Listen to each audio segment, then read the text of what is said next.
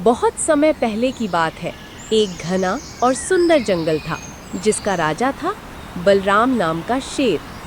बलराम बहुत ताकतवर था लेकिन उतना ही अकेला भी। उधर जंगल में एक लोमड़ी रहती थी जिसका नाम था चिंकी। चिंकी बहुत समझदार और चालाक थी लेकिन उसे भी कोई सच्चा दोस्त नहीं था। एक दिन बलराम शिकार के लिए निकला पर वो फिसल कर कीचड़ में गिर गया।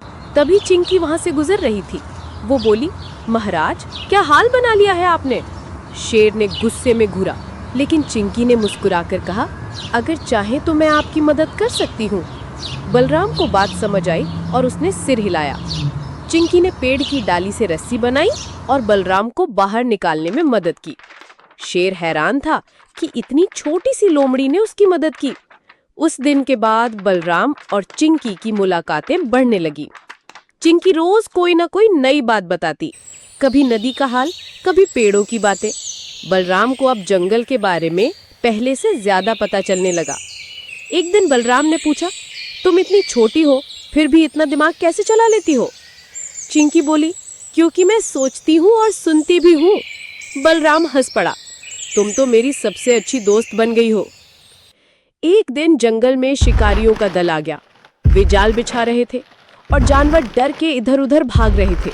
बलराम को गुस्सा आया, मैं सबको बचाऊंगा। लेकिन चिंकी बोली, रुको, ताकत से नहीं बुद्धि से काम लेना होगा। चिंकी ने जंगल के सारे जानवरों को इकट्ठा किया। सब मिलकर एक योजना बनाई। उन्होंने शिकारी के जालों को मिट्टी और पत्तों से ढक दिया और शेर को गुर्राने की आवाज करने को कहा ताकि शिकारी डर जाएं। जब शिकारी आए, शेर की आवाज सुनकर वे घबरा गए और जैसे ही आगे बढ़े खुद ही अपने जाल में फंस गए। पूरे जंगल ने खुशी मनाई। बलराम ने सबके सामने चिंकी की तारीफ की। इस जंगल की सच्ची रानी मेरी दोस्त चिंकी है। सब जानवर ताली बजाने लगे। बलराम और चिंकी की दोस्ती की मिसाल पूरे जंगल में दी जाने लगी।